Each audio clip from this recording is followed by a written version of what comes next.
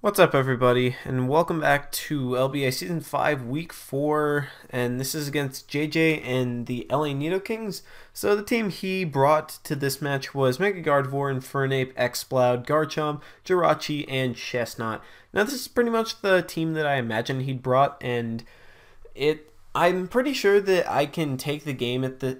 Just looking at the team matchup, I know that Talonflame absolutely smashes his team. I know that Mega Gardevoir and the Infernape can go with my game plan of forcing the switch so that I can then set up the SD and kind of just sweep through his team with Talonflame. And I also see no bulky water type, so that's good to know.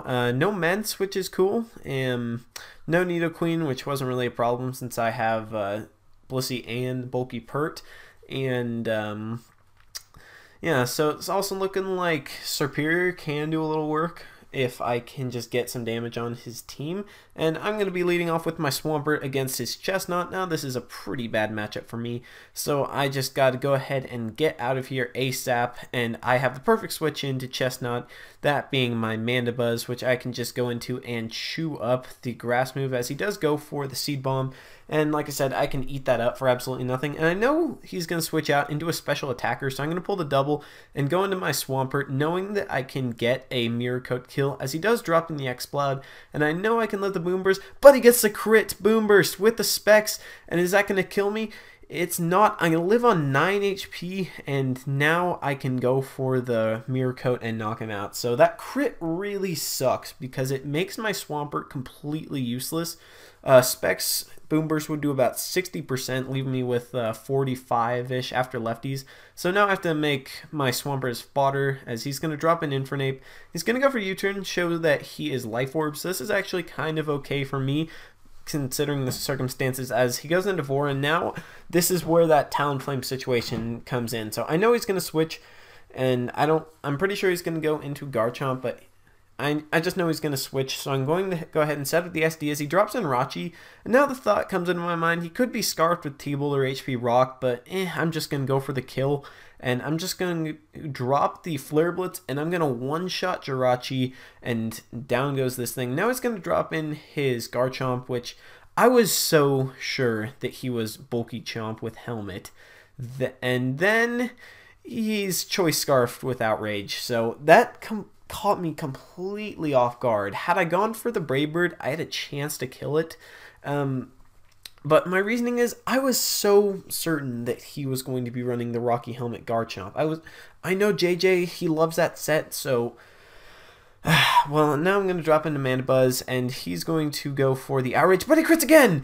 And that sucks because I went for Foul Play, which will put me in range of, potentially put me in range of the next Outrage. So this is really, really bad. If I lose my Mandibuzz, then I have absolutely nothing for his Infernape, I have nothing for this Garchomp, and I'm in a bad spot. But he goes for Outrage, and I live with like no HP, and I'm able to get off the roost, and I know he's going to switch into Gardevoir here as he's going to get confused, but I cannot afford, I need to have Mandibuzz at full health so that I can take on the Garchomp and the Infernape. So even though I'm giving him the free switch into Vor, I need to roost up to full, and I do have Blissey, which can come in on this Gardevoir, and as long as it doesn't click Psyshock, then I probably should be good. And he's just going to go ahead and get his Mega Evolution off, and he's going to go for the Psyshock. I can eat that up, and now I know that I can take the Psyshock, and I just want to go for Seismic Toss so I can get some damage off it, so it can be picked off a little easier. But it goes into Chestnut, and that's fine because I do have Mandibuzz to come in on this thing pretty easily.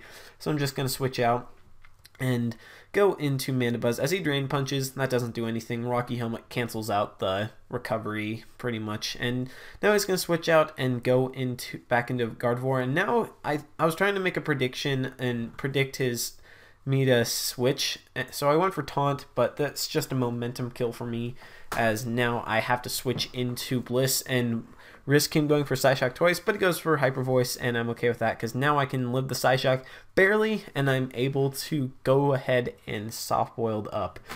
So I'm above half, and that's great because now I can take another one. But here I'm going to go for the Toxic because I want to wear it down, which was kind of a misplay, but he's going to go for Psyshock, and he crits me, and he kills me. So that's 3 crits right now, all on my walls. He got 3 crits. Unbelievable. Now he's going to go into Superior, or I'm going to go into Superior. I'm going to drop the Leaf Storm. Doesn't do half, but I know I can take the Hyper Voice. It does a little over half, so now I have to go for the Giga Drain, which will take me out of range of the Hyper Voice, but he is going to go ahead and switch out, which is fine by me, because I can kill something with the Superior, and he goes in Chestnut, so I get the Giga Drain off, and he is definitely in range of the HP Fire, so I'm just going to go ahead and knock him out with that. So down goes Chestnut, which didn't really matter, because nothing on my team cared about it that much. And he's going to go in Ape, and I ran some calcs, and I knew from 90% Ape can live a Dragon Pulse 100% of the time, so I can't risk it. I can't like go for the crit or anything because I need Superior, so I'm forced to switch and go into my Mana Buzz, which isn't at full health, and I have to take the close combat, which puts me in range of the next one, and I kind of want to save this thing, so I'm just going to go into Manectric because I kind of saw it as fodder because I didn't think I could get a Mega off, but he is going to U-turn and drop in his Garchomp now, and now I'm just going to fodder off my Mana Buzz. Maybe if he was stupid and went for the Earthquake, I could roost up, but I didn't think he'd do that. And he goes for the Draco, showing that he is special, which is interesting, I suppose. Now I'm going to drop into Manectric. I know it's going to switch, so I can get my Mega Evolution off and basically get a kill, as I'm going to Mega and then go for the T-Bolt, which will not knock out the Gardevoir, but it will put him in range of an HP Ice, which is my safest play, because if he goes into Garchomp trying to be cute, saving differential, then I'd knock that thing out, but he doesn't, and now he's going to go into Garchomp, and it's going to kill me with the Draco, and all I have left is Superior, but we get a DC! And, so, yeah, that happened. That was, and that's why you're seeing it like this, and this took me like 3 hours to put together, but this was the most demoralizing, awful, horrible loss I've ever had in the LBA. This was far worse than getting 6-0'd by D-Train because I had this game. I was playing so well. I was on top of my game for certain. But 3 crits, 2 of which really mattered, 1 of which almost mattered. Had he gotten a roll with Outrage to kill my Mana Buzz, then I would have had 3 crits that mattered completely, but still 2 crits that pretty much neutralized 2 of my walls. And yeah, so we're going to go down. It's going to come down to a 1-0 because what we hypothesized was what JJ would do is so I'd go into Superior and he'd go into Infernape, which I just hit with a Leaf Storm and then knock out with the Dragon Pulse, as that'd just be a sack play, and then he'd come back in with Garchomp and kill me off with the Outrage. So I lose 1-0, and this is just the most heartbreaking loss for me because I had this game in the bag. I guess if I Brave Birded his Garchomp with my Talonflame and gotten the damage roll to kill it, I probably could have won, but my mindset was this has to be Helmet Chomp. It shuts down Talonflame. It has to be the Helmet Chomp. I could have scouted and gone into Mana Buzz, but I wanted to get rid of that Garchomp right then and now and just get a lot of kills with my Talonflame. So I hope you guys understand the mindset that I was in. I didn't think it was a stupid play. I still don't. Like, hindsight says, yeah, I should have scouted or I should have just Brave Birded, but that was a play I was feeling because I know JJ, I know what he brings, but it's not to be. So we are 0-4 now, minus 13, so it doesn't hurt our differential that bad, but 0-4 really, really sucks.